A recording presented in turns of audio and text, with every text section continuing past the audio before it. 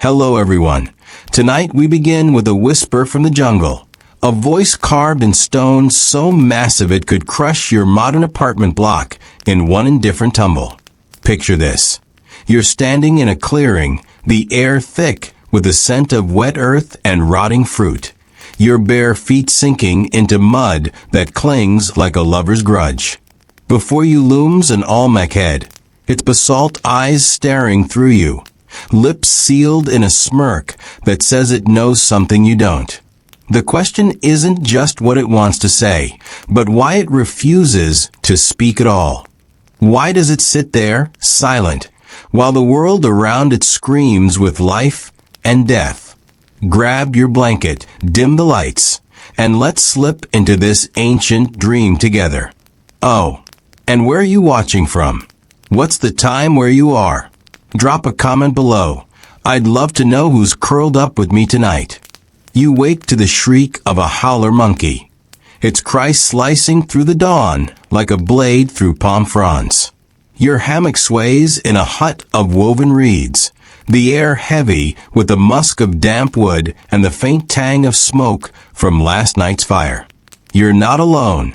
The village hums beyond the walls, children giggling, the rhythmic slap of maize being ground, the low chant of a shaman calling to spirits you can't see, but feel in your bones. Your name is whispered here, though you don't know how they learned it. You're no stranger, yet not one of them. You're something in between, caught in the Olmec world of 1200 BCE, where gods walk in shadows and stone faces guard secrets older than the rivers. Your task today is simple but heavy. Carry water from the river to the ceremonial plaza, where the great head waits. It's not just any head. This one was finished last moon, hauled from the quarry by 100 sweating backs, its surface polished until it gleamed like the skin of a jaguar under starlight. You sling a clay jug over your shoulder, its weight pressing into your collarbone, and trudge toward the river. The path is a snake of trampled earth, flanked by ceiba trees whose roots twist like the veins of some ancient beast. You hear the river before you see it, a low roar that drowns out the jungle's chatter. Kneeling at the bank, you dip your jug, the water cold enough to make your fingers ache. It's clear, but you swear it carries a faint red tinge, as if the earth itself is bleeding. A shadow falls over you. You look up, and there she is, Zipple, the weaver's daughter, her eyes sharp as obsidian, her hair braided with feathers that flutter in the breeze. She's no older than you, but her presence feels ancient, like she's seen things the rest of the village pretends not to notice. You're slow, she says, her voice teasing, but edged with something darker. The head doesn't like to wait. You laugh, thinking it's a joke, but her lips don't curve. She kneels beside you, filling her own jug and whispers. They say it speaks at night. To the ones who listen. You want to ask more, but a shout from the village cuts you off, a deep panic bellow. Zipple's eyes narrow, and she's on her feet before you can blink, sprinting back toward the plaza. You follow, jug sloshing, your heart pounding like a drum. The plaza is chaos when you arrive. Men and women circle the great head, their voices a tangle of fear and anger. The shaman, his face painted with red ochre, stands atop a platform, arms raised to the sky. The gods are restless, he cries, his voice cracking like dry wood. You push through the crowd, catching glimpses of the head's impassive face, its eyes seeming to follow you. At its base lies the source of the uproar, a jaguar dead, its throat torn open, blood pooling in the dust. Jaguars are sacred here, their spirits tied to the night gods. To find one slaughtered at the foot of the head is no accident. It's a message or a curse. You catch Zipple's eye across the crowd. She's motionless, her jug forgotten at her feet, staring at the jaguar as if it's speaking to her. The shaman's chants grow louder, calling for a sacrifice to appease the gods. The crowd murmurs, some nodding, others shrinking back. You feel the weight of their eyes, the unspoken question. Who will pay the price? Your stomach twists. You're an outsider, useful but not essential. If the gods demand blood, yours might be the easiest to spill. You could run, slip into the jungle, take your chances with the snakes and the rivers. But the head's gaze pins you in place, its silence louder than the shaman's wails. What does it want? Why won't it speak? The day drags on, the sun climbing high, baking the plaza until the air shimmers. You're sent to fetch more water, your jug refilled a dozen times as the elders debate the jaguar's death. Whispers spread like wildfire. Some say a rival village sent assassins, others that the head itself summoned the beast and struck it down. You overhear a boy no older than 10, muttering about a shadow he saw last night, a figure cloaked in feathers moving near the head.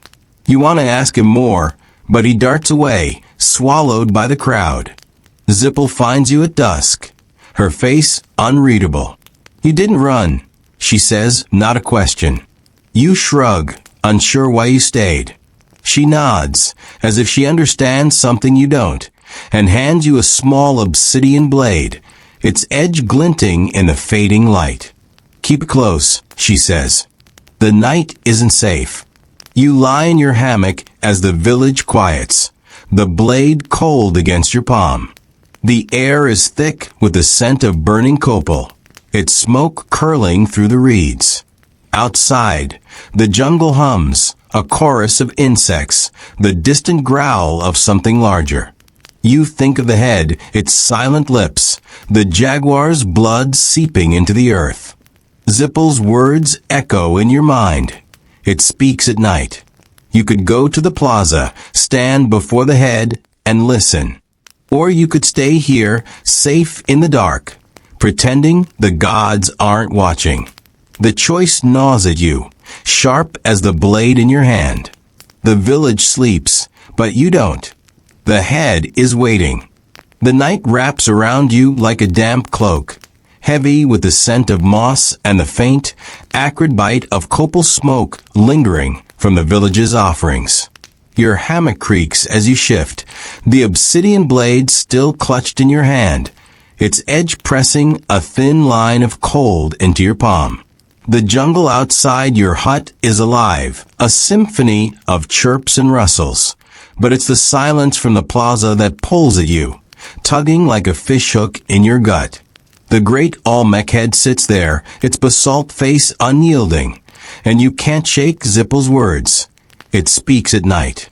To the ones who listen, you could stay here, curled in the dark. Let the village's fears pass you by like a storm cloud. But your feet are already swinging to the floor, the packed earth cool against your soles. You're moving before you can talk yourself out of it, the blade tucked into the waist of your woven tunic, its weight a small, sharp comfort. The village is a maze of shadows as you slip through it, the huts hunched like sleeping beasts under the moonlight. The air is thick, humid, sticking to your skin like a second layer of cloth. You pass the communal fire pit, its embers glowing faintly, casting flickers of orange across the ground. A dog stirs, lifting its head to watch you, but it doesn't bark. You're grateful for that. The plaza isn't far, but every step feels like a decision, each one heavier than the last. The jungle presses in from all sides, its noises sharpening. A frog's croak, the snap of a branch, the low, throaty call of something you hope is just a bird. You tell yourself it's nothing, but your hand drifts to the blade anyway. When you reach the plaza, the head looms larger than you remember, its surface drinking in the moonlight until it seems to glow from within. The jaguar's body is gone, dragged away by the elders, but the bloodstain remains, a dark smear at the statue's base, glistening like spilled ink. You stand there, your breath shallow, waiting for what? A voice? A sign? The head stares back, its lips carved in that eternal half-smile, mocking your hesitation. You feel foolish, like you've snuck out of a modern office to chase a ghost story on your lunch break. But then you hear it, a low hum, barely audible, like the vibration of a tuning fork buried deep in the earth. It's not coming from the head, but from somewhere behind it, where the plaza gives way to a cluster of ceiba trees, their branches tangled like a net against the sky. You step closer, your sandals crunching on the packed dirt. The hum grows louder, more distinct, resolving into a rhythm that's almost a chant, though you can't make out the words. Your heart kicks against your ribs, but you keep moving, drawn toward the trees. The blade feels heavier now, like it's pulling you forward. As you pass the head, you swear its eyes shift, tracking you. But when you glance back, it's just stone, silent as ever. The trees swallow you, their leaves brushing your shoulders, leaving streaks of dew on your skin. The air here is cooler, sharper, carrying the green, bitter scent of crushed ferns. The chant is clearer now, a single voice, low and deliberate, weaving through the darkness. You find him in a small clearing, crouched before a low altar of stacked stones, his back to you. He's old, his spine a knobby ridge under a cloak of jaguar pelts, the fur patchy and worn. His hands move in precise, practiced arcs, arranging offerings on the altar. A clay bowl of maize kernels, a bundle of feathers, a small obsidian mirror that catches the moonlight and throws it back in fractured shards. You know him, old Tlakalel, the village's unofficial keeper of secrets, a man who speaks to the gods when the shaman's too drunk on pulque to try. He's not supposed to be here. The elders banned private rituals after the last drought, fearing they'd anger the gods by bypassing the communal rites. But Tlakalel never cared for rules, or so the whispers say. You should turn back. If you're caught here, with him, the elders won't ask questions before they drag you to the sacrificial altar. But your feet are rooted, and Tlakalel's chant holds you like a spell. The words are old, older than the village, a tongue you don't speak, but somehow understand. A plea for the gods to speak, to break their silence through the stone. He's talking to the head, you realize, or through it, to something deeper, something that makes your skin prickle. You step forward, just one step, and a twig snaps under your sandal. The chant stops. Tlakalel's head snaps around, his eyes glinting like the mirror on his altar. You, he says, his voice dry as old bones. You're not supposed to see this. You freeze, your mouth dry, the blade useless against the weight of his gaze. He doesn't move, but the air between you thickens, charged like the moment before a lightning strike. I didn't mean you start, but he cuts you off with a wave of his hand, the motion sharp enough to silence the jungle itself. No one means to, he says, rising slowly, his cloak rustling like dry leaves. But you're here, and now you've seen. He steps toward you, and you notice the mirror in his hand, its surface not reflecting the moonlight, but showing something else. A face, maybe, or a shape flickering too fast to pin down. Your stomach lurches, the way it does when you scroll too fast through a feed and catch a glimpse of something you wish you hadn't. Why are you here? He asks, his voice softer now, almost curious. You could lie, say you were just wandering, but the truth spills out before you can stop it. The head, you say. I wanted to hear it. Tlakalel's lips twitch, not quite a smile. It doesn't speak to the curious, he says. Only to the desperate. He turns back to the altar, gesturing for you to follow. Against every instinct you do. The altar is rougher up close, the stones uneven, stained with something dark that might be blood or sap. Tlakalel sets the mirror down, its surface still flickering, and points to the maze. An offering, he says, for the one who listens. You want to ask who or what, but the words stick in your throat. Instead, you kneel beside him, the ground cold through your tunic.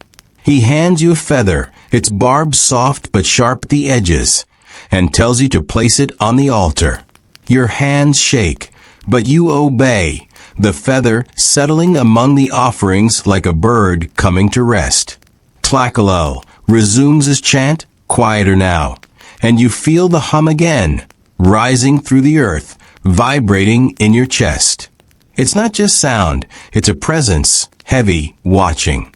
You glance at the mirror, and for a moment, you see it, not your reflection, but eyes, wide and unblinking, set in a face that's not human, not animal, but something else entirely.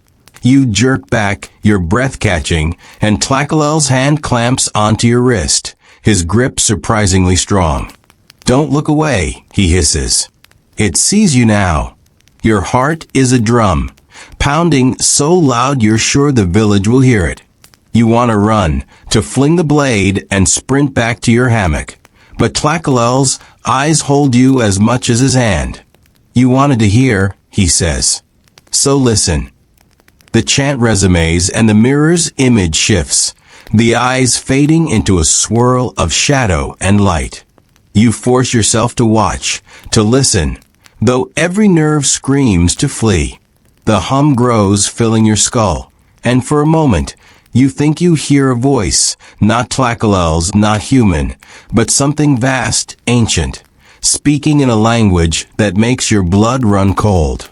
Then it's gone. The hum stops, the mirror goes dark, and Tlakalel releases your wrist. You're panting, sweat slicking your back, the jungle suddenly too loud around you. He stands, brushing off his cloak, and looks at you with something like pity. Go back, he says, and don't speak of this. Not to Zipple, not to anyone. You nod, too shaken to argue, and stumble back toward the plaza. The head watches you pass, its silence louder than ever. You don't look at it. You can't. The village is still asleep when you reach your hut, but the blade in your hand feels different now. Heavier, like it's carrying a secret you didn't ask for. You lie down, but sleep doesn't come.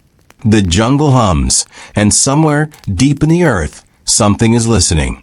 The dawn is a bruise on the horizon, purple and swollen, leaking light across the jungle as you lie in your hammock, the obsidian blade still clenched in your fist. Your eyes burn from sleeplessness, your body heavy with the weight of what you saw or didn't see in Tlakalel's mirror. The jungle's chorus is relentless, cicadas screeching, birds squawking, the distant bellow of a monkey asserting its claim to the canopy. You want to stay here, hidden in the dim cocoon of your hut, but the village is stirring. Voices drift through the reed walls, sharp, urgent, calling for water. Maize, hands to work. You're expected in the plaza again, to carry jugs, to sweat under the sun, while the great head watches. But after last night, the thought of facing it makes your stomach churn, like you've swallowed stone. You force yourself up, tucking the blade into your tunic. Its edge nicks your thumb, a tiny bead of blood welling up, and you wipe it on your thigh, leaving a smear that blends with the dust already caked there. The air outside is thick, smelling of charred wood and the sour tang of fermenting fruit left too long in the heat. You pass a woman pounding maize, her rhythm steady as a heartbeat, her eyes flicking to you for a moment before returning to her work. Does she know? Did Tlakalel tell someone? You shake the thought away, but it clings, sticky as the humidity.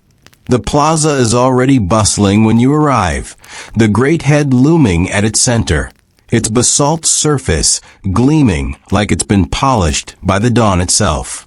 You keep your distance, sticking to the edges, fetching water from a nearby jug rather than trekking to the river. The crowd is different today, tense, their voices hushed but sharp, like knives being whetted. You catch fragments of their talk. The jaguar's death, the god's anger, the need for a sign. The shaman is there, his ochre-painted face glistening with sweat. But he's not chanting. He's arguing with a man you don't recognize, tall and broad, his chest adorned with a necklace of jade beads that clink as he gestures. This is Quatley, a trader from a distant village, known for his wealth and his tongue, which cuts as sharply as any blade.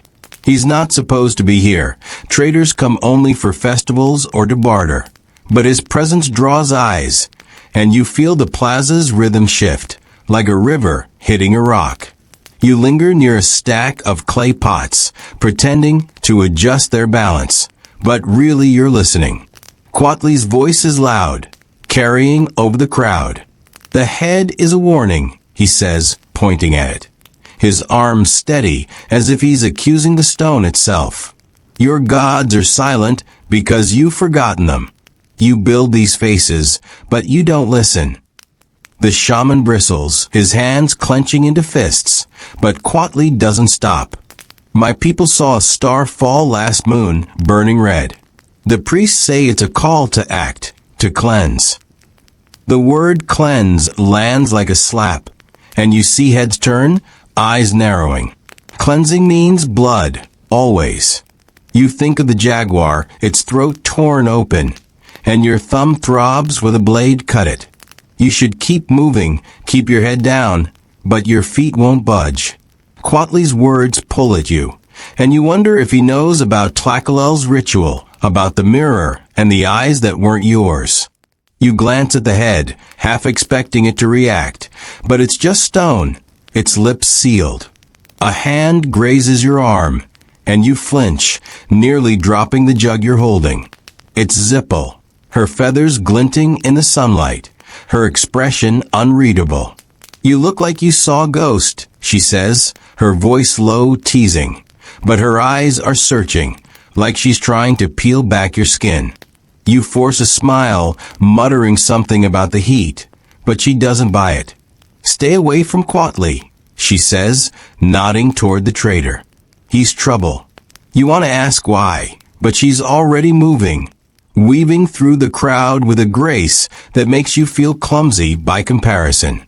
You follow her path with your eyes, noticing how the villagers part for her, their glances a mix of respect and wariness. Zipple is more than a weaver's daughter, you realize, though you don't know what else she is.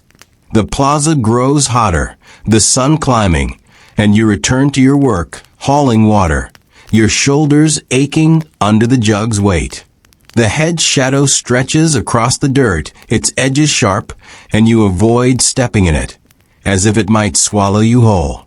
By midday, the argument in the plaza has spread, fracturing the crowd into knots of whispered debate.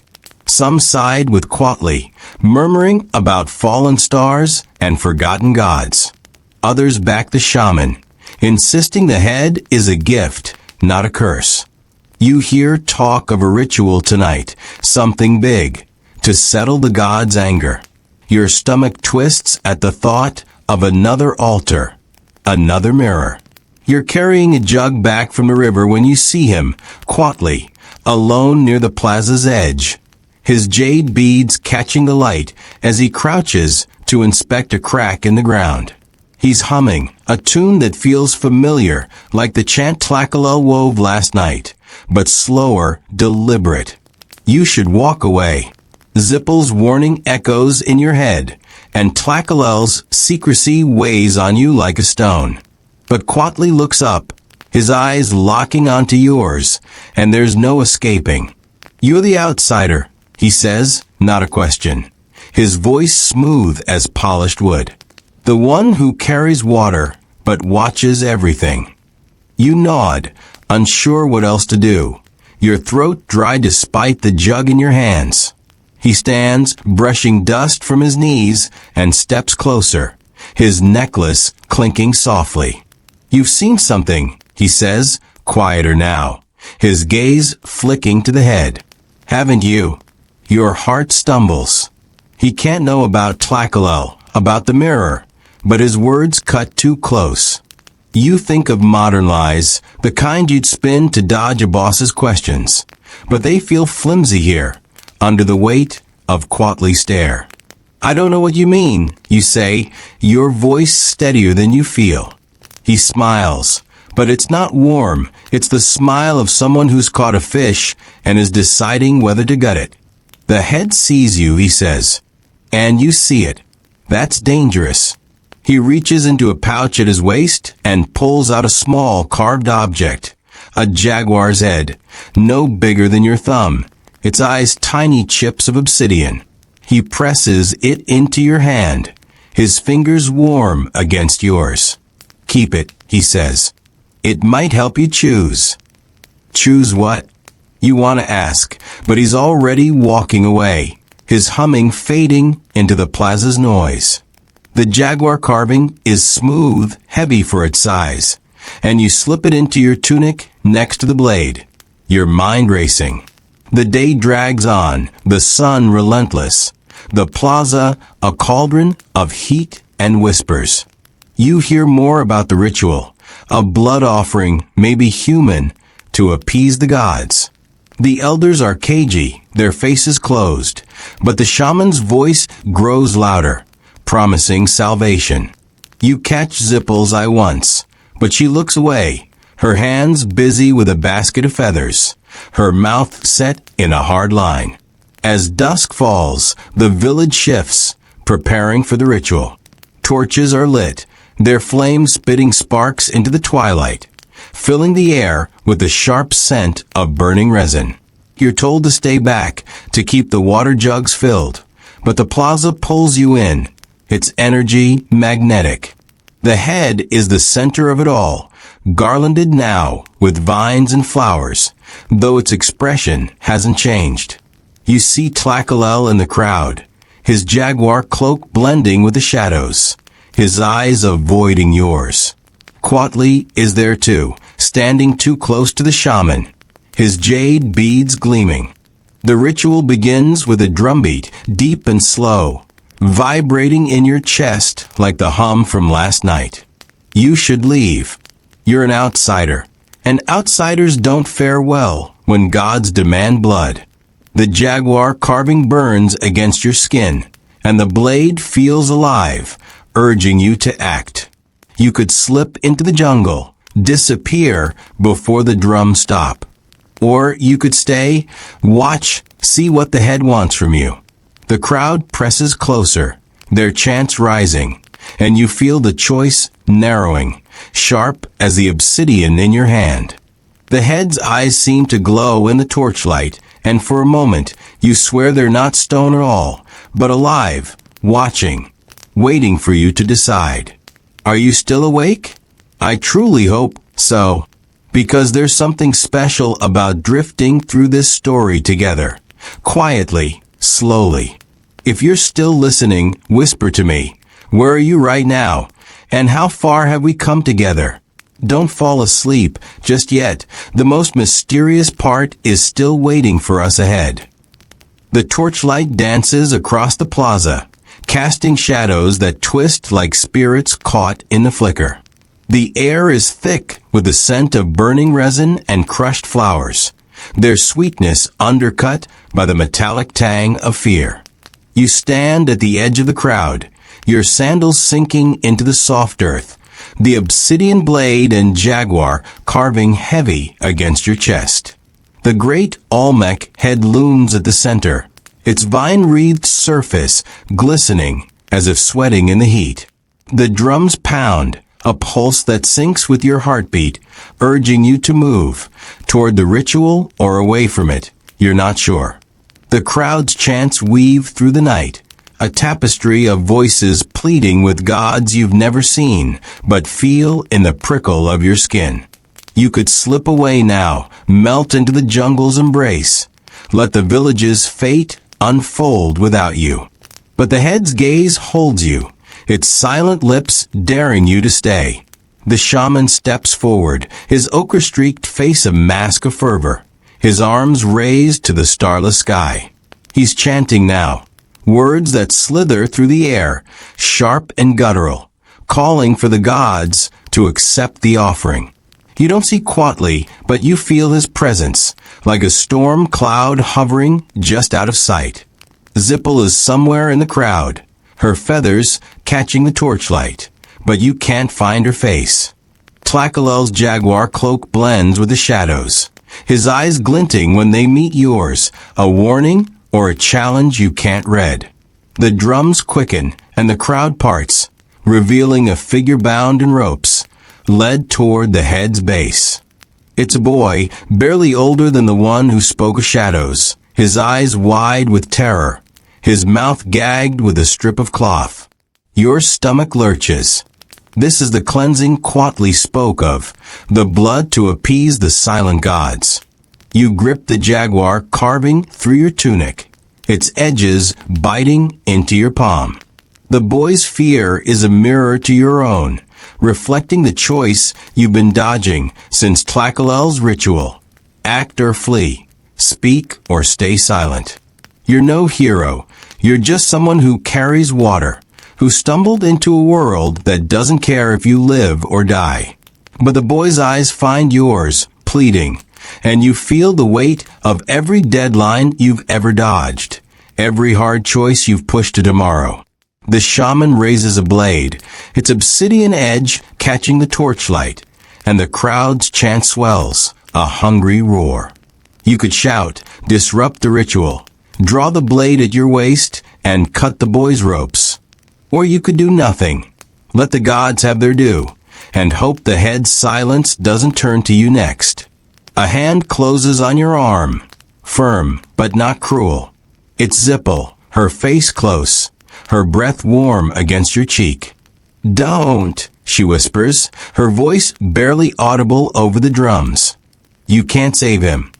Her eyes are hard, but there's a tremor in them, a crack in her usual poise. You want to argue, to ask why she's so sure, but the shaman's blade is rising, and the crowd is a wall, their bodies swaying like reeds in a flood. Zipple's grip tightens. "Trust me," she says, and pulls you back, away from the head, toward the plaza's edge. You resist, your feet dragging, but she's stronger than she looks, and the boy's face is lost in the sea of torchlight. You're halfway to the shadows when you hear it, a scream, cut off as quickly as it began, followed by a cheer that makes your skin crawl. The drums falter, then resume, slower, triumphant. Zipple doesn't look back, but you do, catching a glimpse of the head, its vines now streaked with something dark. Your knees buckle, and Zipple steadies you, her hand lingering on your shoulder. "Breathe," she says, her voice softer now, almost tender. You want to hate her for stopping you, for making you complicit in silence. But her eyes hold no judgment, only a weary understanding. She leads you to a low bench near a ceiba tree, its roots sprawling like the fingers of a buried giant. The air here is cooler, scented with damp earth and the faint rot of fallen fruit. You sit, your hand shaking, the jaguar carving a cold weight against your chest. Zipple sits beside you, her feathers brushing your arm, and for a moment, neither of you speaks. The drums are distant now, the plaza's fervor muted by the jungle's hum. "Why?" you finally ask, your voice hoarse. "Why him?" Zipple doesn't answer right away. She pulls a small clay pendant from her neck, a carved maize kernel no bigger than a pebble, and rolls it between her fingers. "The gods don't care about why," she says at last. "They care about balance. Blood for blood. Life for life." Her words are matter-of-fact, but there's a bitterness in them, like she's chewed on this truth too long. You think of the boy, his bound hands, his silenced mouth. "It's not balance," you say, anger flaring. "It's cruelty." Zipple's lips twitch, not quite a smile. Maybe, she says, but cruelty keeps us alive. The jungle doesn't care if you're kind. She slips the pendant back under her tunic, her fingers brushing the feathers in her hair. You notice one is new, a vibrant quetzal plume, its green iridescence catching the faint torchlight. It's a rare feather, a status symbol, and you wonder how she got it, what she traded, or who she pleased. The thought makes you uneasy, like you're seeing her for the first time. You could have run, she says, breaking the silence. Back there, when the blade came down. Why didn't you? You don't have an answer, not a good one. The head's gaze, the boy's eyes, Tlacaelel's mirror, Quatli's carving. They're all tangled in your mind, a knot you can't unravel. I don't know, you admit, and it feels like a confession. Zipple nods, as if she expected it. Most don't, she says. That's why they stay. She stands, brushing dirt from her tunic, and gestures toward the jungle. Come with me. There's something you need to see. You hesitate, the blade and carving pressing against you. Reminders of choices you haven't made. The plaza is still alive with chants, but they're fading, the ritual winding down. You could go back to your hut, lie in the dark, pretend tonight never happened. But Zipple's waiting, her eyes sharp and expectant, and you're tired of running from questions. You follow her, the jungle swallowing you both, its canopy a roof of leaves that blocks the stars. The path is narrow, barely visible, marked by trampled ferns and the occasional slash of a machete. Zipple moves with purpose, her steps silent, while your sandals snag on roots, your breath loud in your ears. The air grows heavier, the scent of wet earth mingling with something sharper, like copper or decay. You hear water, a soft gurgle, and soon you're at a stream, its surface black under the canopy, reflecting slivers of moonlight.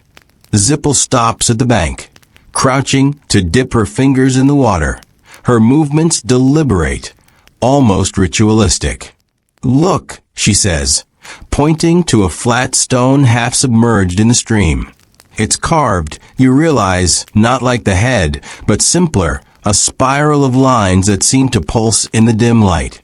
It's older than the village, she says. Older than the heads. The god spoke here first. You kneel beside her, the stone's surface slick under your fingers.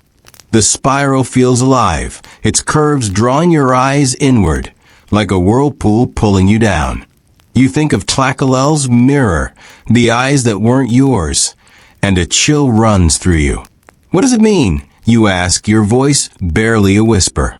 Zipple's face is unreadable, her eyes fixed on the stone. It means the gods never left, she says. We just stopped listening. She stands, wiping her hands on her tunic, and you notice the quetzal feather again, its green glowing faintly, like it's drinking the moonlight. You want to ask more, but a rustle in the jungle stops you. Zipple tenses, her hand drifting to a small knife at her waist. The sound comes again, closer, and you see a shadow move, low and sleek, its eyes catching the light like twin stars. A jaguar, not dead this time. Its growl a low rumble that vibrates in your chest. Zipple doesn't move, but her voice is steady. Don't run, she says. It's watching. Your hand finds the blade, but it feels useless against the beast's gaze. The jaguar steps closer, its paws silent on the earth, and you realize it's not looking at you. It's looking at the stone, at the spiral, as if it sees something you can't. The night holds its breath, and you wonder if the gods are listening now, or if they're waiting for you to speak. The jaguar's eyes burn through the darkness, twin embers that pin you to the stream's edge, its low growl weaving into the jungle's pulse. You're frozen, one hand on the obsidian blade, the other clutching the jaguar carving Quatli gave you. both useless against the beast's silent power. Zipple stands beside you, her knife half drawn, her body taut as a bowstring, but she doesn't move. The spiral-carved stone in the stream seems to hum, its lines shimmering under the moonlight, and the jaguar's gaze is locked on it, not you, as if the stone holds a secret even the gods fear. The air is heavy, thick with the scent of wet moss and the faint, coppery edge of something alive, blood, maybe, or the stream's hidden depths. Your heart hammers, loud enough to drown the jungle's chatter, and you wonder if running would be braver than staying, or just a faster way to die. Zipple's voice cuts through, barely a whisper. Hold still. It's not here for us. Her words are steady, but her eyes flicker with something you haven't seen before, doubt, or maybe reverence. The jaguar steps closer, its paws silent on the damp earth, muscles rippling under its spotted coat. It lowers its head to the stream, lapping at the water, its tongue curling around the spiral stone's edge. The act feels deliberate, sacred, like a priest anointing an altar. You think of the boy in the plaza, his blood staining the head's vines, and your throat tightens. The jaguar lifts its head, water dripping from its jaws, and for a moment, its eyes meet yours. They're not animal, not human, but something else, vast and unyielding, like the head's basalt stare. Then turns, melting into the jungle, leaving only the ripple of leaves and the weight of its absence. You exhale, your legs trembling, and Zipple sheathes her knife, her movements sharp, controlled. It's gone, she says, but her voice carries a warning, as if the jungle itself is listening. You want to ask about the stone, the jaguar, the way the night feels alive, but she's already moving, gesturing for you to follow. We can't stay here, she says, her quetzal feather glinting as she turns. You glance at the spiral one last time, its line still pulsing faintly, and hurry after her, the blade and carving pressing against your chest like accusations. The jungle closes around you, its canopy a tangle of shadows, the air sticky with humidity and the sour tang of decaying fruit. Zipple leads you deeper, away from the stream, along a path so faint it's more memory than trail. Your sandals slip on roots, your breath loud in the silence, but she moves like she was born to this darkness, her steps sure, her feathers a beacon in the gloom. You're not sure where you're going or why you're following, but the plaza's drums are a distant echo, and the village feels like a dream you've already half forgotten. The path opens into a clearing, smaller than the one where Tlakalel worked his ritual, dominated by a single ceiba tree, its trunk thick as a house, its roots sprawling like the veins of a giant. At its base is a shrine, not stone but wood, carved with symbols you don't recognize, curling vines, jaguar claws, eyes that seem to watch you. Zipple kneels before it, her hands moving with the same care Tlakalel showed, arranging a small offering, a maize kernel, a feather, a drop of blood from her pricked finger. You hesitate, the carving in your tunic burning, and she glances back, her eyes sharp. You don't have to, she says, but it's not permission, it's a challenge. You kneel beside her, the earth cool and damp, and pull out the jaguar carving. Its obsidian eyes catch the moonlight, and you set it on the shrine, your fingers lingering, as if letting go might cost you something. Zipple nods, almost imperceptibly, and begins a low chant, not like Tlakalel's, but softer, more intimate, like a mother soothing a child. The words are unfamiliar, but they pull at you, stirring memories you didn't know you had, nights spent scrolling through feeds, chasing meaning in a world that never slows down. The shrine feels alive, the wood warm under your touch, and you notice a small clay figure tucked among the roots, half buried, its face worn but unmistakable. A woman, her eyes closed, her mouth curved in a smile that mirrors the great heads. You point to it, your voice barely audible. Who is she? Zippel's chant falters, and she follows your gaze, her expression tightening. Ixchel, she says, the name heavy, like a stone dropped into still water. The weaver of fates. She sees what the heads see, but she speaks only to those who pay.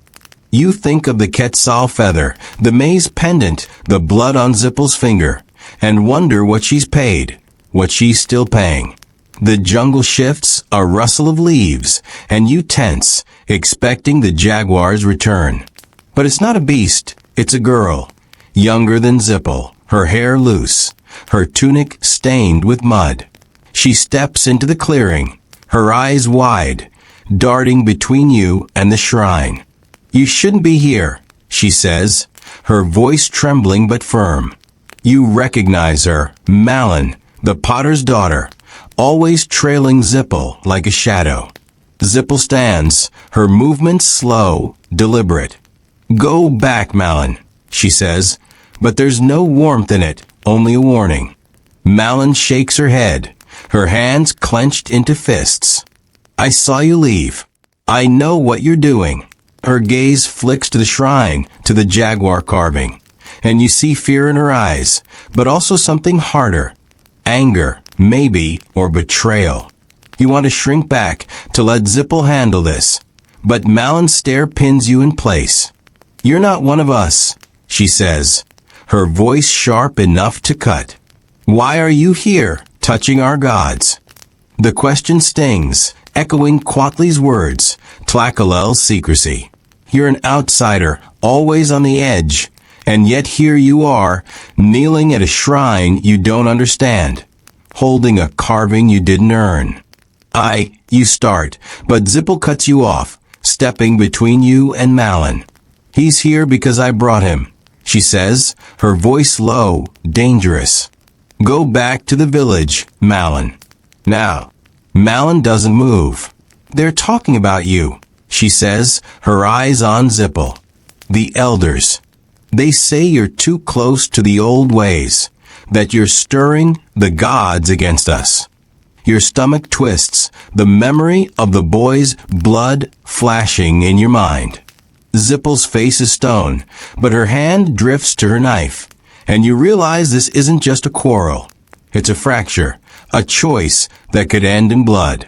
You don't know what you're saying, Zippel says, but Malin steps closer, her voice rising. I know you were at the stream. I know you saw the jaguar. And now you're here, with him, when the head demands more. The air crackles, the shrine's warmth turning oppressive, like a fire too close. You stand, the blade heavy at your waist, and try to speak, to diffuse whatever this is. But Malin's words are a torrent now. The gods are angry because of you, she says, pointing at Zippel. Because you won't let them rest. Zippel's knife is out now, its edge glinting, and Malin flinches, but doesn't back down. You step forward, your voice louder than you mean. Stop it, you say, and both women turn, their eyes locking on you. The jungle holds its breath, and you feel the shrine's gaze, Ixchel's smile pressing against your skin. You don't know why you spoke, only that silence felt worse, like letting the boy die all over again. This isn't helping, you say, your voice shaking. The head, the gods, they're not talking to any of us. We're just guessing. Malin's eyes narrow, but Zippel lowers her knife, just a fraction. Her gaze unreadable. Guessing, she repeats, the word bitter, like she's tasting it. Malin laughs, a sharp, brittle sound. You think the gods guess? You think the jaguar came to the stream for nothing. She turns to Zippel, her voice dropping. Tell him what you're really doing. Zippel's silence is louder than the jungle, heavier than the head stare. She sheaths her knife, her movements slow, and looks at you, not Malin. Go back to the village, she says, her voice flat. This isn't your fight. But Malyn's words, her accusations, cling to you. And you realize you're not just an outsider. You're a witness, caught in a web you didn't weave. You could leave, let Zipple and Malyn tear each other apart. Let the gods sort their own mess. But the jaguar carving is warm against your chest, and Ixchel's smile feels like a dare. You stay, the shrine humming, the jungle waiting, and wonder if the gods are guessing too, or if they're just watching you break. The jungle presses in, its air thick with the scent of damp earth and the sharp, green bite of crushed leaves, as you stand frozen in the clearing. Zipple's words, "This isn't your fight," hang between you, heavy as the moonlight filtering through the ceiba tree's canopy. Malyn's eyes burn with accusation, her small frame trembling with a fury that feels too big for her, while the shrine to Ixchel hums at your back, its carved eyes seeming to drink in the tension. The jaguar carving in your tunic is a hot coal against your chest, and the obsidian blade at your waist feels like a question you're not ready to answer. You could walk away, leave Zipple and Malyn to their clash, let the village's gods and grudges sort themselves. But the spiral stone, the jaguar's stare, the boy's blood, they've woven you into this. And running now feels like betraying something you don't even understand. Malyn breaks the silence, her voice sharp as a flint. "You're hiding something," she says, stepping toward Zipple, her bare feet silent on the earth. The elders know it. The head knows it.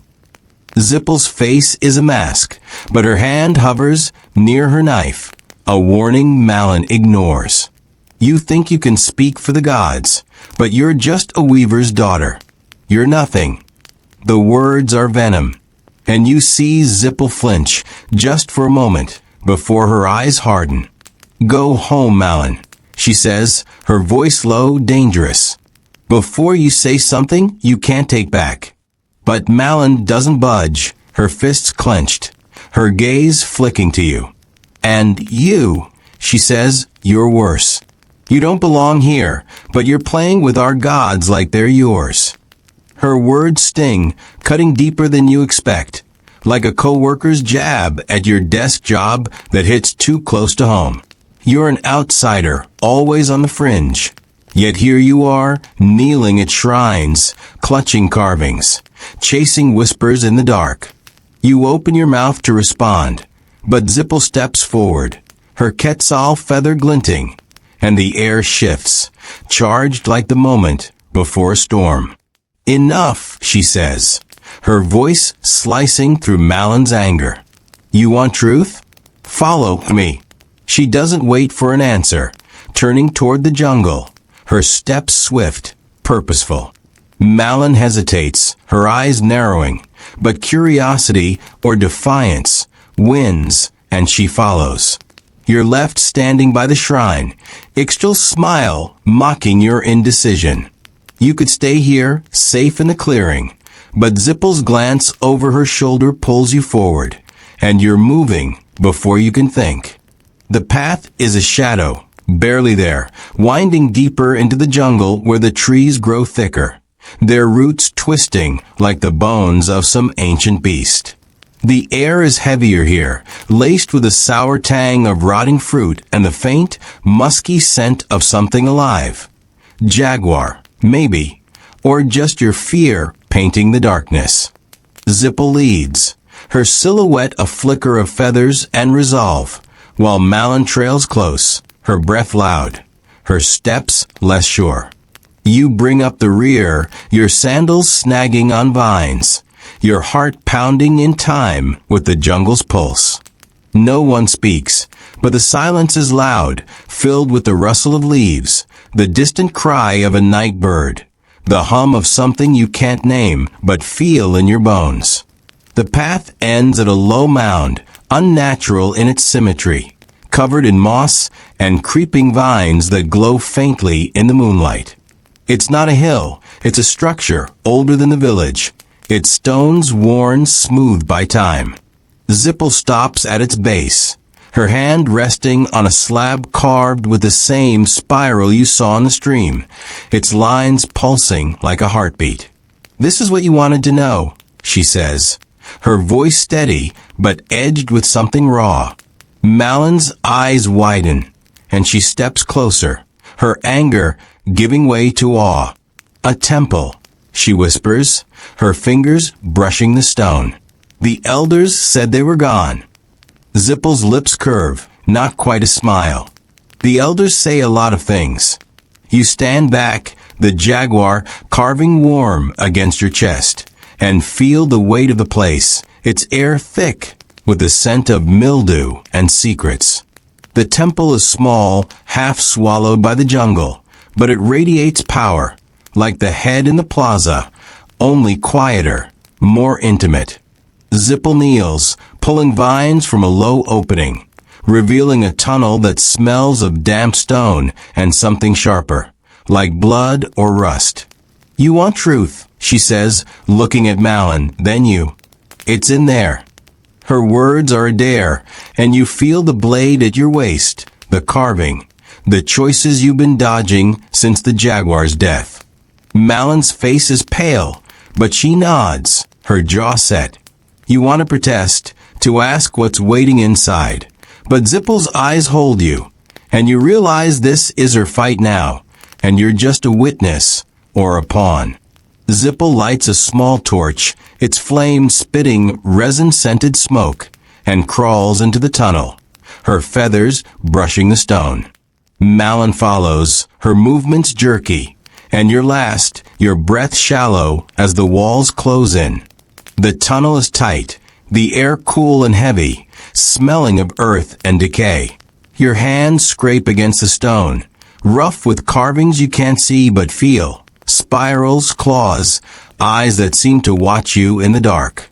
The torchlight flickers, casting shadows that dance like spirits, and you think of Tlacalel's mirror, the eyes that weren't yours. Your chest tightens, but you keep moving, driven by Zippel's steady pace, Malyn's ragged breathing ahead of you. The tunnel opens into a chamber, its walls glistening with moisture, its floor littered with offerings.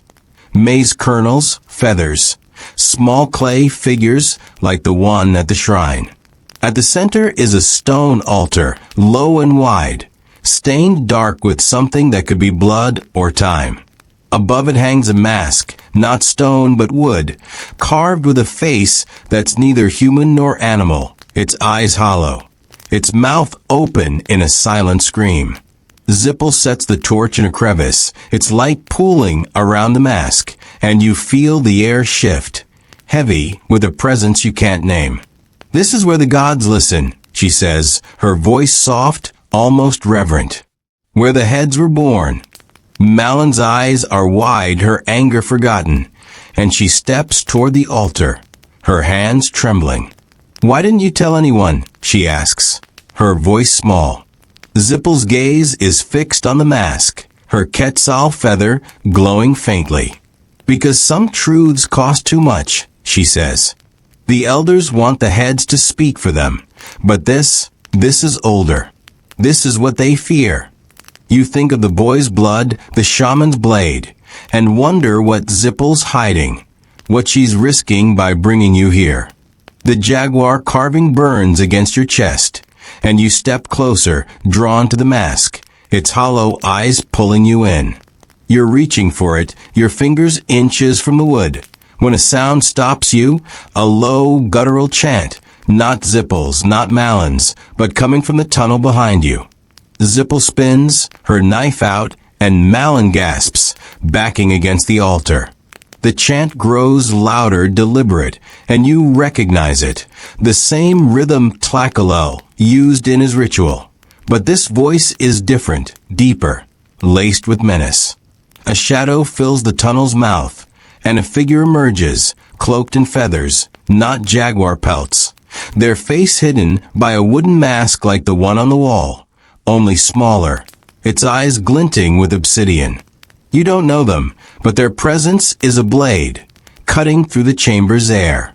"You shouldn't be here," the figure says, their voice muffled by the mask, but you feel their gaze, sharp as the shaman's blade. Zippel steps forward, her knife steady, but her voice shakes. This isn't your place, Yoltsin. The name lands like a stone, and you realize this is no elder, no traitor, but someone else, someone the village whispers about in fear. Yoltsin, the shadow priest, banished years ago for rituals too dark even for the gods.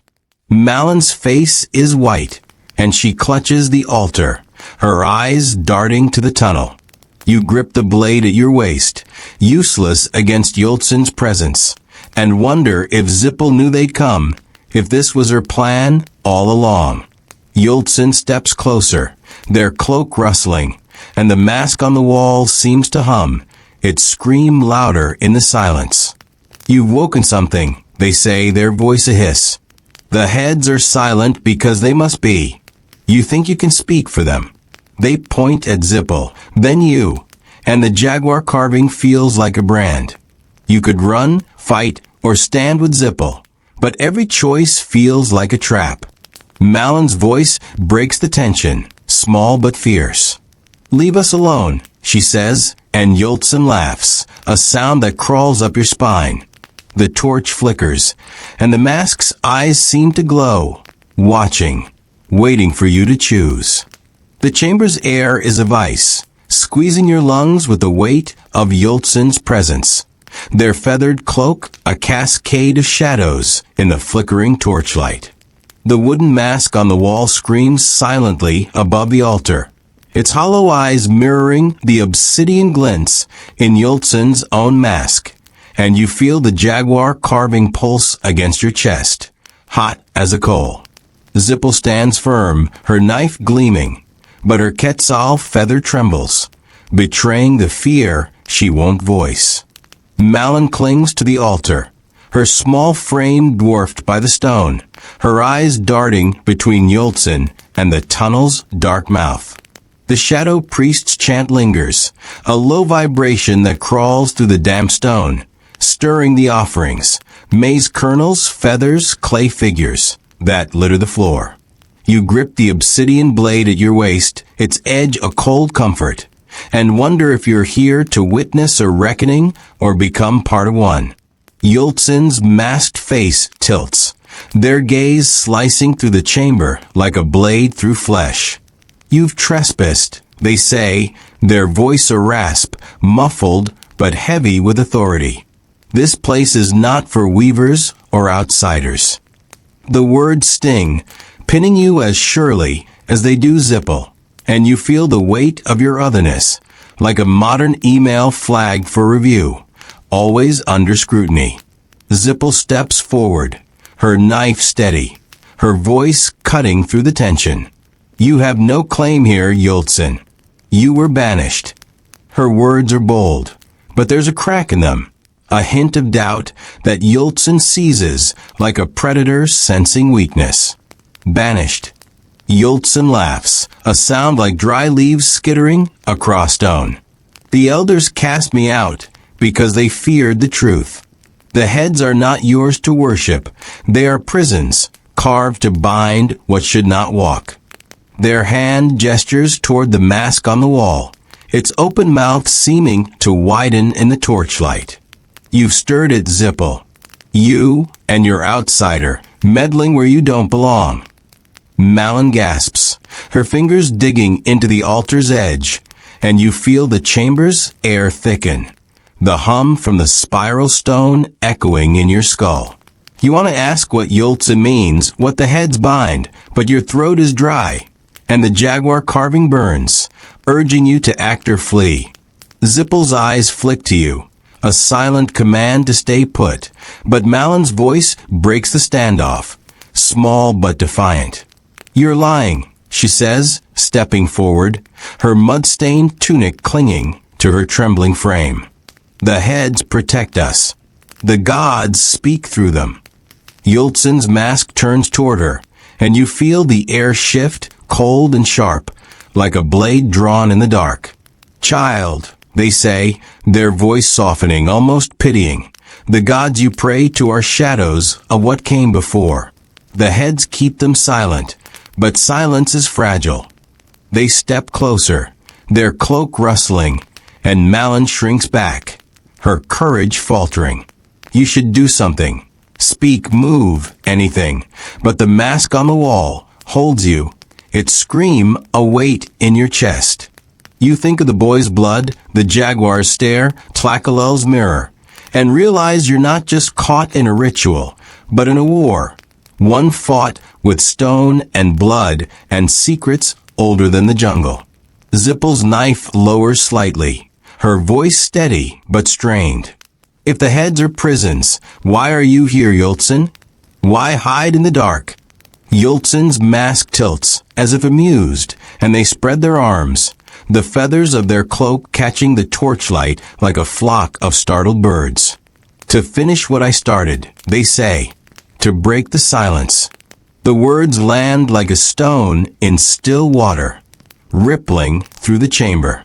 Zippel's face hardens, and she steps between Yultsin and the altar, her knife raised again.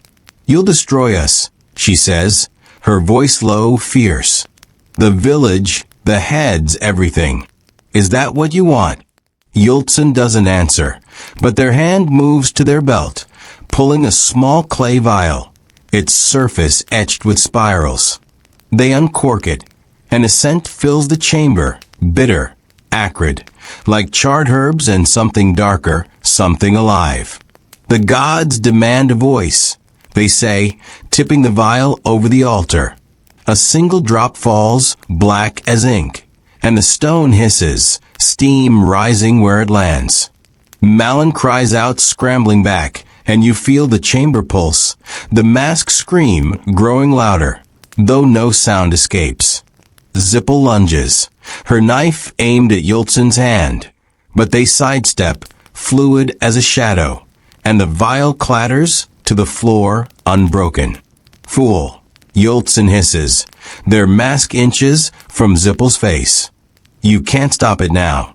The torch flickers, casting wild shadows, and you realize the hum is no longer in your head. It's in the walls, the floor, the air itself, a vibration that makes your teeth ache. You step forward, your blade half drawn, not sure who you're protecting or why, but Yultsin's gaze snaps to you, and you freeze, the jaguar carving a fire against your skin. You, they say, their voice a blade. You carry its mark. They point to your chest, where the carving hides, and you feel exposed, like a post laid bare on a public feed. You've seen it, haven't you? The thing the heads bind. You think of Tlacael's mirror, the eyes that weren't yours, and your mouth goes dry. Zippel's eyes widen, her knife wavering, and Malin's stare is a mix of fear and betrayal. You want to deny it, to say you're just an outsider, a water carrier caught in their mess. But the carving's heat is undeniable, and Yultsin's words pull at you, demanding truth. Before you can speak, the chamber shakes, a low rumble that sends dust cascading from the ceiling. The mask on the wall trembles, its wooden edges splintering, and the altar's stain spreads, black veins creeping across the stone. Malin screams, and Zippel grabs her, pulling her toward the tunnel. Go, she shouts, her voice raw. Now. But Yultsin doesn't move, their mask fixed on the altar, their chant resuming, louder, defiant. You hesitate, the blade in your hand, the carving a weight you can't ignore. You could follow Zippel, escape whatever's waking in this chamber, or you could face Yultsin, demand answers, risk everything for a truth you're not sure you want. The rumble grows, the floor cracking beneath your feet, and you make your choice, lunging for Yultsin, your blade aimed at their arm. They twist, faster than you expect, and the vial shatters against the altar, its contents spilling, the air filling with a stench that burns your throat. Yultsin laughs, a sound that cuts through the chaos, and the mask on the wall falls, landing with a thud that echoes like a heartbeat. You stumble back, your blade useless, as Zipple pulls you toward the tunnel, Malin already crawling ahead. "Move," she snaps, her quetzal feather singed by the torch's flame. You follow, the chamber collapsing behind you, stones grinding, the hum now a roar that drowns your thoughts. The tunnel is a blur, your hands scraping against the carvings, your breath ragged as you crawl. Zipple's torch is gone, but moonlight filters through the entrance, a faint promise of safety. You emerge into the jungle, gasping, the temple mound trembling behind you, vines snapping as stones shift. Malin is sobbing, curled against the ceiba tree, and Zipple stands, her knife still drawn, her eyes scanning the darkness. "Yultsin," she says, her voice barely audible. "They're not done." You look back at the mound, its entrance now a pile of rubble. But the hum lingers, vibrating in your chest. And you know she's right. The jungle is alive, its noise is sharper now, crickets, frogs, the distant growl of something larger. You clutch the jaguar carving, its heat fading but still present, and feel the blade at your waist, its edge nicked from the stone. Zipple turns to you, her face unreadable, her quetzal feather half-burned. "You shouldn't have come," she says, but there's no anger in it, only exhaustion. Malin lifts her head, her eyes red, her voice bitter. "What was that? What did they do?" Zipple doesn't answer, her gaze fixed on the mound. And you realize she's as lost as you, caught in a truth she didn't expect. You could go back to the village, pretend this night never happened. Let the elders deal with Yultsin's shadow. But the carving, the mask, the hum, they're part of you now, and the head in the plaza waits, its silence a challenge you can't ignore. Zipple starts walking, not toward the village, but deeper into the jungle. Her steps steady, despite the chaos. "Where are you going?" you ask, your voice hoarse. She doesn't look back. "To find answers," she says. Malin stands, wiping her face, and follows, her defiance unbroken. You hesitate, the jungle closing in, the hum still echoing, and wonder if answers are worth the cost, or if silence is the only way to survive.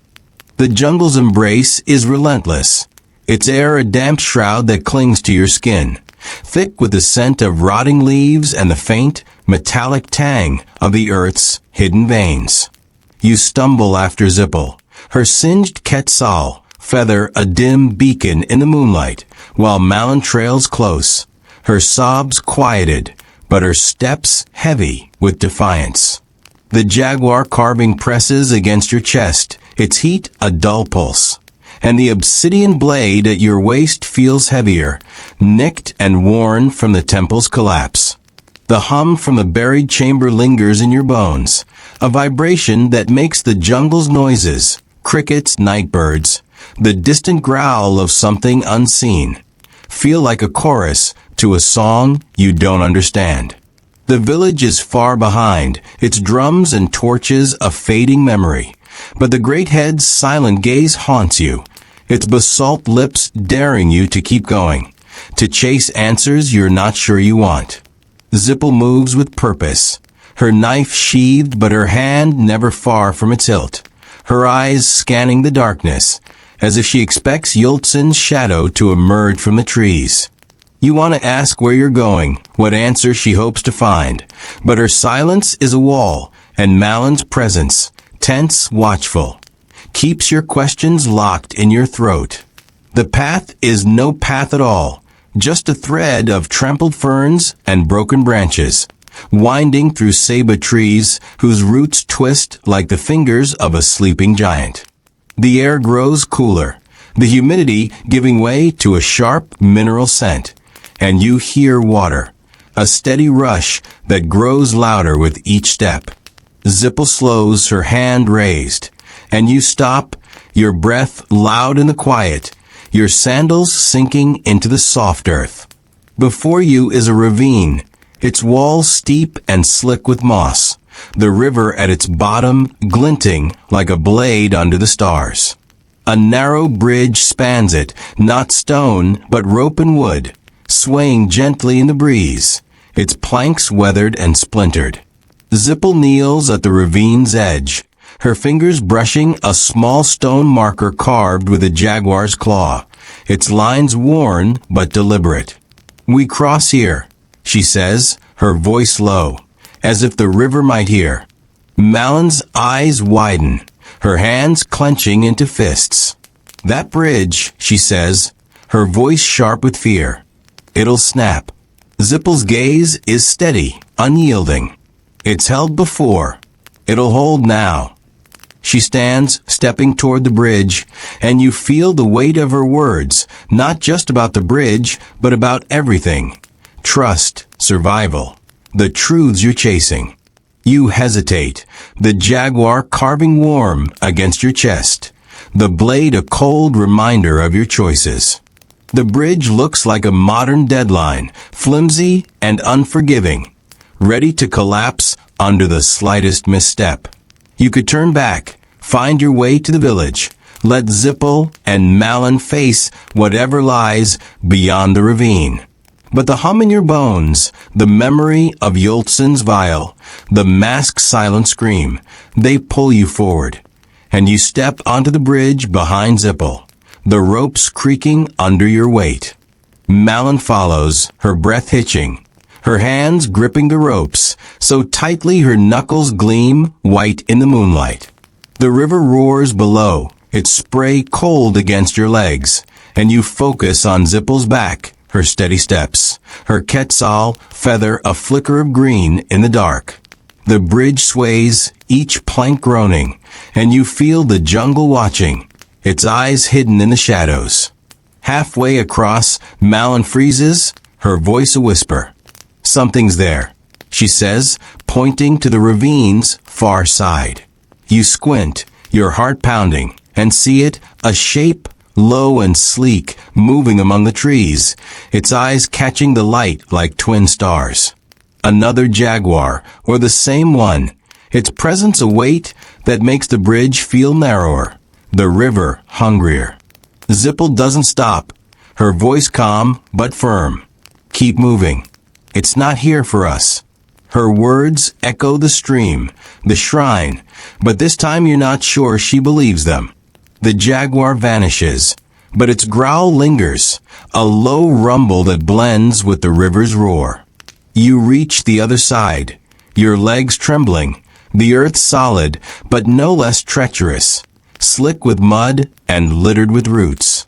Zipple pauses, her hand on the jaguar claw marker's twin, its stone warm under her touch. "We're close," she says, her eyes scanning the trees, and you realize she's not just looking for danger, but for something specific, something she hasn't shared. Malyn's face is pale, her defiance fraying, but she stays close, her eyes darting to the shadows. You want to ask what's close, what Zipple's chasing, but the jungle's pulse is louder now, the hum from the temple a steady thrum, and you know answers come at a cost. The path climbs, the trees thinning, revealing a plateau bathed in moonlight, its surface unnaturally flat, like a plaza carved by hands long gone. At its center stands a stone, not a head, but a pillar, tall and slender, its surface etched with spirals, claws, and eyes that seem to shift in the light. Zipple stops, her breath catching, and you feel the hum intensify, vibrating in your chest, your teeth, your skull. "This is it," she says, her voice barely audible, and you see something in her eyes, hope or fear or both. Malyn steps forward, her hands trembling, and touches the pillar, her fingers tracing the spirals. "What is it?" she asks, her voice small, almost reverent. Zipple doesn't answer right away, her gaze fixed on the pillar, her quetzal feather glowing faintly, like it's drinking the moonlight. "A voice," she says at last. The heads are silent, but this speaks. Her words are cryptic, but they pull at you, stirring memories of Tlacalel's mirror, Yultsen's vial, the mask scream. You step closer, the jaguar carving hot against your chest, and notice a small alcove at the pillar's base, hollowed out, containing a single object, a clay tablet, no bigger than your hand. Its surface etched with symbols you don't recognize, but feel in your gut, like a message you've always known but forgotten. Zipple kneels, her fingers hovering over the tablet, and you see her hesitate, her knife hand trembling. "This is what Yultsen wanted," she says, her voice low urgent. "What the elders fear." Malon's eyes widen, and she steps back, her voice sharp. "Then why are we here? If it's dangerous, why bring it back?" Zipple's gaze snaps to her, fierce but fragile. "Because silence is worse," she says. "The heads keep the gods bound, but they're breaking free. We need to know why." Her words are a confession, and you realize she's not just a weaver's daughter. She's a seeker, risking everything for a truth the village doesn't want. You should stop her, warn her, but the tablet calls to you, its symbols pulsing like the spiral stone, the pillars' eyes watching. You kneel beside Zipple, the jaguar carving a fire now, and your hand moves before you can think, brushing the tablet's edge. It's warm, alive, and for a moment you hear it, a voice not human, not animal, but vast, ancient, speaking in a tongue that makes your blood run cold. The words are gone before you can grasp them, leaving only a sense of weight, of something waking. Zipple's hand closes on yours, pulling you back, her eyes wide. "You heard it," she says, not a question, and you nod, your throat too tight to speak. Malon's voice cuts through, shrill with panic. "What did you do?" She's backing away, her eyes darting to the trees, where the jaguar's growl rumbles again, closer now. Zipple stands, the tablet in her hand, her face set. "We go back," she says, "to the village. They need to know." But Malon shakes her head, her voice breaking. "You'll destroy us. You and your outsider, playing with things you don't understand." She turns, sprinting toward the bridge, her footsteps fading into the jungle's roar. Zipple doesn't chase her, her gaze fixed on the tablet, her quetzal, feather singed but defiant. You want to follow Malon, to stop her before she reaches the elders, but the tablet's voice lingers, and the pillar's eyes hold you. "What now?" you ask, your voice hoarse. Zipple slips the tablet into her tunic, her knife hand steady again. "We face them," she says. "The elders, Yultsen, the head. No more hiding." Her words are a dare, and you feel the jaguar carving, the blade, the choices you've made and unmade. The jungle watches, the jaguar's growl circling, and you know there's no turning back. You follow Zipple, the plateau's hum fading but never gone, the village a distant promise of judgment, and wonder if the gods are speaking now, or if they're waiting for you to scream. The jungle's grip tightens as you follow Zipple, its canopy a suffocating weave of leaves that blocks the stars, leaving only slivers of moonlight to guide your steps. The air is heavy, thick with the scent of wet earth and the sharp, sour tang of fear.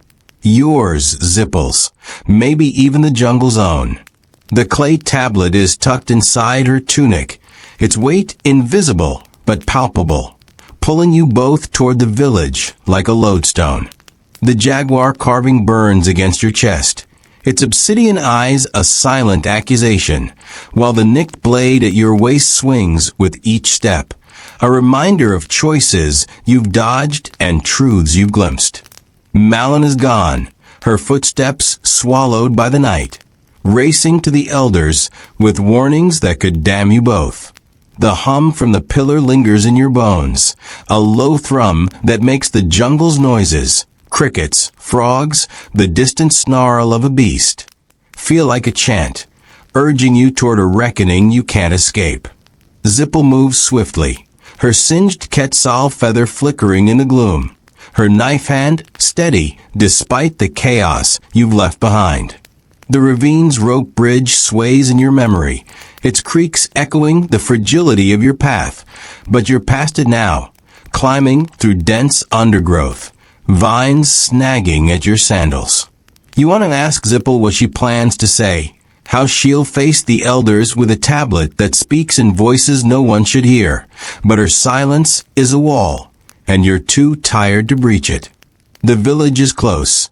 You smell the faint smoke of communal fires, hear the murmur of voices carried on the breeze. But it feels like a trap. It's huts and plazas, hiding blades sharper than the one you carry. The path widens, the trees thinning, and you catch sight of the village's edge. Its reed huts hunched under the moonlight like wary animals. Zipple slows, her hand raised, and you stop, your breath shallow, your heart pounding like a drum. A figure stands at the clearing's edge, not Malin, but Quatley, the trader, his jade beads glinting, his broad frame blocking the path. His eyes lock onto Zipple, then you, and his smile is a blade, sharp and cold. You've been busy, he says, his voice smooth as polished stone, but there's a hunger in it, like he's been waiting for this moment. Zipple's hand drifts to her knife, her voice low. Step aside, Quatley. This doesn't concern you. He laughs, a sound that cuts through the jungle's hum, and steps closer, his beads clinking softly. Oh, but it does, he says. The elders are in a panic. Malin's been screaming about temples and tablets, and the shamans calling for blood. You've stirred the gods, Weaver's daughter. His gaze flicks to you, and you feel the jaguar carving pulse, as if it knows his voice. And you, he says, carrying gifts you don't understand. Did you think you could walk away? Your throat tightens, the memory of his jaguar carving heavy in your tunic, and you realize he's not just a trader. He's a player in this game, his stakes hidden until now. Zipple's knife is half drawn, her quetzal feather trembling in the breeze. What do you want? She asks, her voice steady but edged with exhaustion. Quatley's smile widens, and he pulls a small obsidian disc from his pouch, its surface etched with a spiral that mirrors the tablet symbols.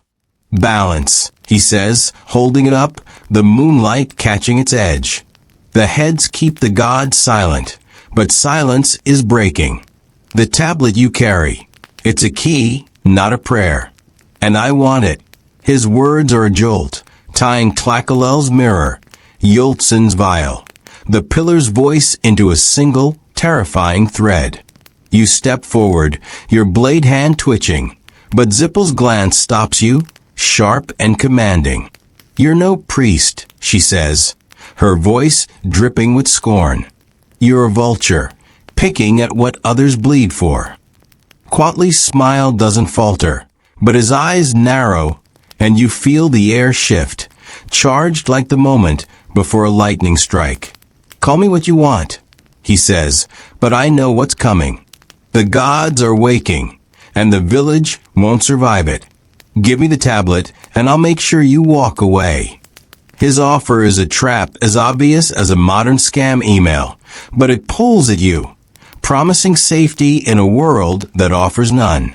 Zipple's hand tightens on her knife, her voice a hiss. You'd sell the gods for jade. You're worse than Yultsen. The name lands like a spark, and Quatley's smile vanishes, his hand closing on the obsidian disc. Yultsen's a fool, he says, his voice low, dangerous.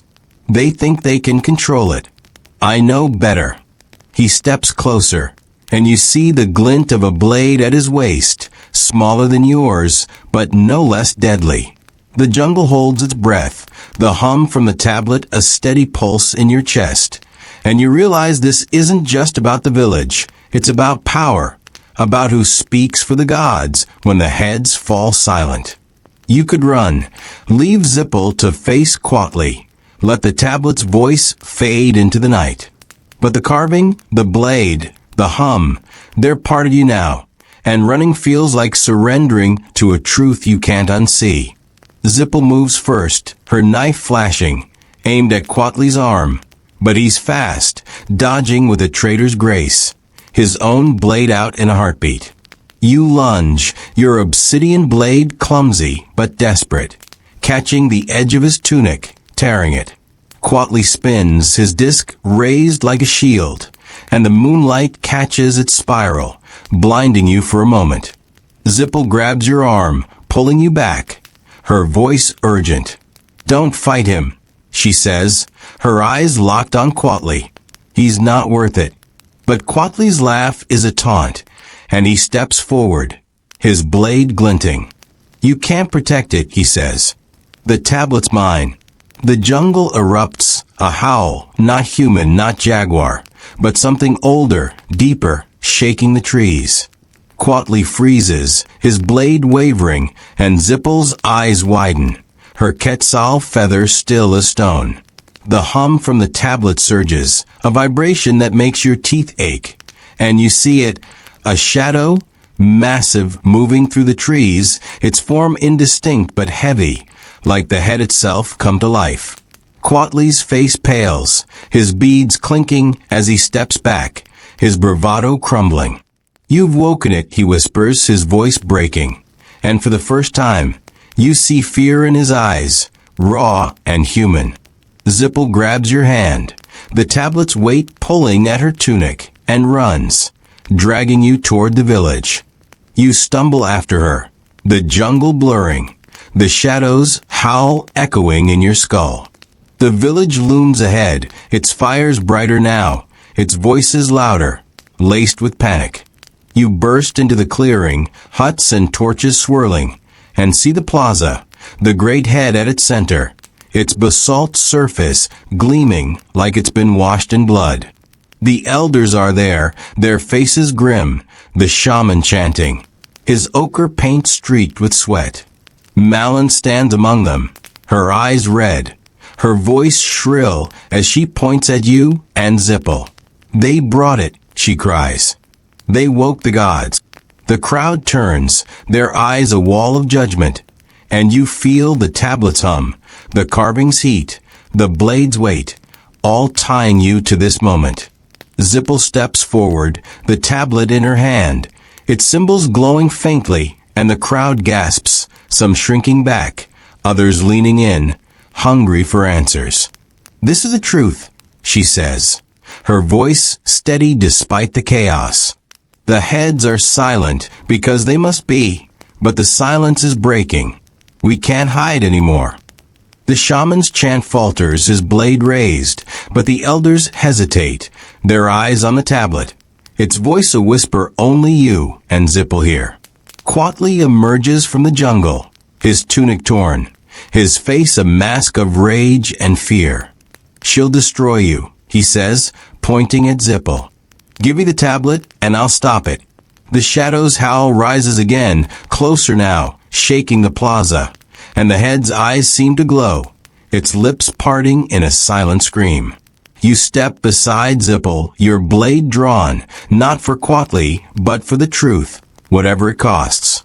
The elders murmur, the shaman shouts, and Malin's sobs cut through the noise. But Zipple's hand on the tablet is steady, her quetzal, feather defiant. You could take the tablet, give it to Quatli, hope for mercy. Or you could stand with Zipple, face the gods, let the silence break. The howl grows, the hum a roar, and you know the choice is now final, carved in stone as surely as the head itself. The plaza is a cauldron of chaos, torchlight slashing through the darkness, painting the great Olmec head in streaks of fire and shadow. Its basalt eyes gleam, no longer silent, but alive, pulsing with the same hum that radiates from the clay tablet in Zipple's hand, its etched symbols glowing like embers. The shadows howl, neither beast nor god, but something older, shakes the earth, sending villagers stumbling, their chants fracturing into screams. The elders stand frozen, their faces carved with dread, while the shaman's blade trembles, his ochre paint running like blood in the heat. Malyn's sobs are a sharp thread in the noise, her accusations. They woke the gods, echoing in the crowd's murmurs. Quatley looms at the plaza's edge, his torn tunic flapping, his jade beads dull in the torchlight, his eyes locked on the tablet with a hunger that makes your skin crawl. You stand beside Zipple, your obsidian blade drawn, the jaguar carving searing your chest. And you know this is the end, not just of the night, but of the fragile balance that held this world together. You've seen too much, felt too much, and now you understand why surviving here is impossible. The air is thick, heavy with the scent of burning resin, sweat, and the metallic tang of fear. The head's gaze pins you, its lips parted as if to speak, but the voice comes from the tablet, a low, grinding whisper that fills your skull. Not words, but a feeling. Rage, hunger, a demand for release. Zipple's hand shakes. The tablets glow, casting her face in sharp relief. Her singed quetzal, feathered defiant against the night. "We have to end this," she says, her voice cutting through the howl, the screams, the hum. The heads were built to bind it, but they're failing. The tablet, it's the key. Her eyes meet yours, fierce but pleading, and you realize she's asking you to choose, not just for her, but for the village, for the gods themselves. Quatley steps forward, his blade gleaming, his voice a snarl. "Give it to me," he says, his hand outstretched, the obsidian disc in his other fist pulsing with its own spiral light. "I can control it. I can save us." His words are a lie, as blatant as a modern politician's promise, but they pull at the crowd, some nodding, desperate for any hope. The shaman shouts, his blade raised, "Sacrifice them. The gods demand blood."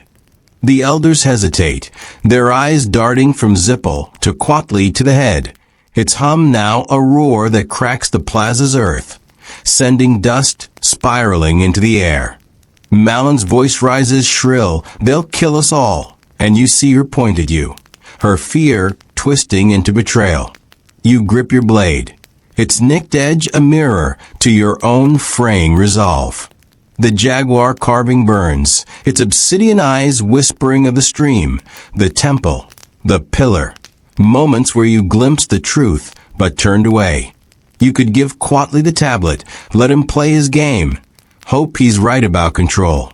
You could side with the shaman, offer your blood to appease the gods, by the village another day. Or you could stand with Zipple, face the thing the heads bind, and break the silence forever. Each choice is a death, of you, of the village, of the world you've stumbled into. And you understand now why survival here is a lie. The gods don't want balance, they want everything. The howl surges, a wave that knocks villagers to their knees, and the heads' eyes flare, their light blinding, searing the plaza in white. You see it then, not a shadow but a form, rising from the cracked earth at the head's base, not jaguar, not human, but a mass of stone and flesh, eyes like voids, limbs that twist like vines. It's the thing Yultsin woke, hoping to bind, its voice the tablet's whisper, its hunger the head's gaze.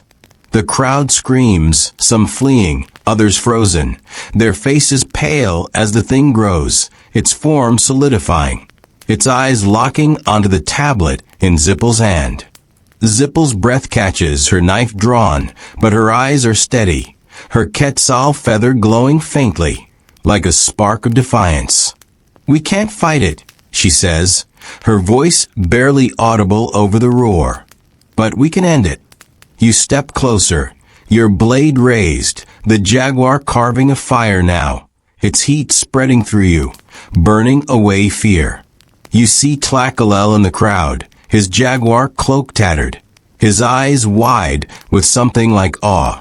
You think of his mirror, the eyes that weren't yours, and realize he knew what the heads held, what the tablet could do. Quatley lunges, his blade aimed at Zipple, But you move faster than you thought possible. Your blade clashing with his, the impact jarring your arm. He snarls, his strength overwhelming, but Zippel's knife flashes, slicing his wrist, and he stumbles, the obsidian disc falling, its spiral shattering on the ground. The thing roars, its limbs thrashing, cracking the plaza's stones.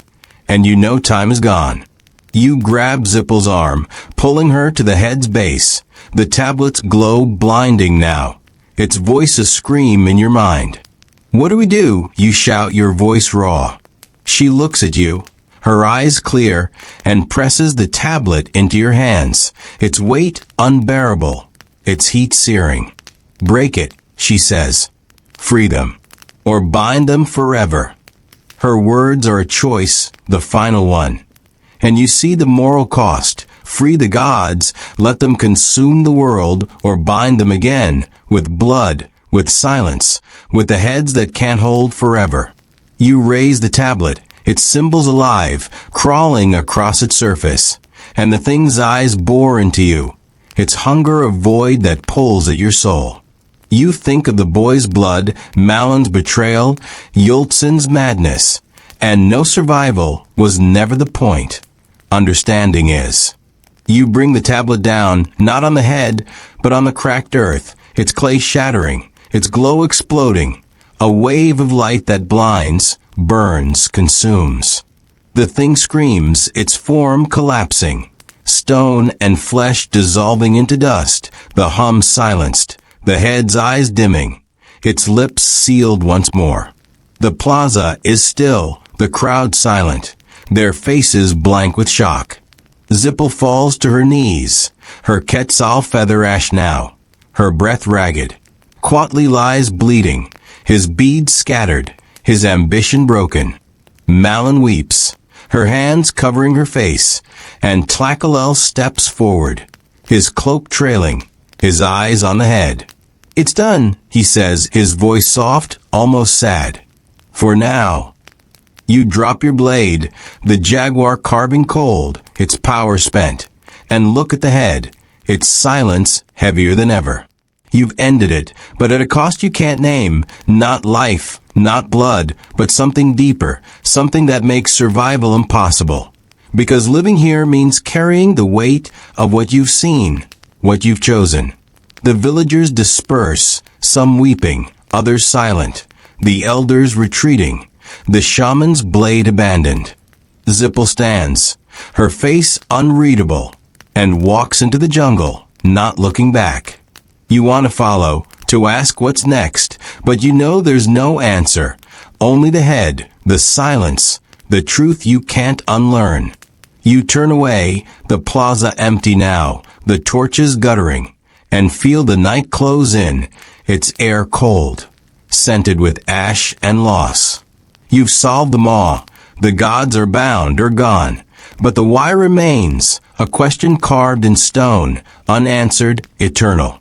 Sleep well, if you can, curled in your blanket, safe in your modern glow. But if you hear a hum in the dark, or see eyes that aren't yours, don't look too long. The heads are silent, but they're watching, and they know your name.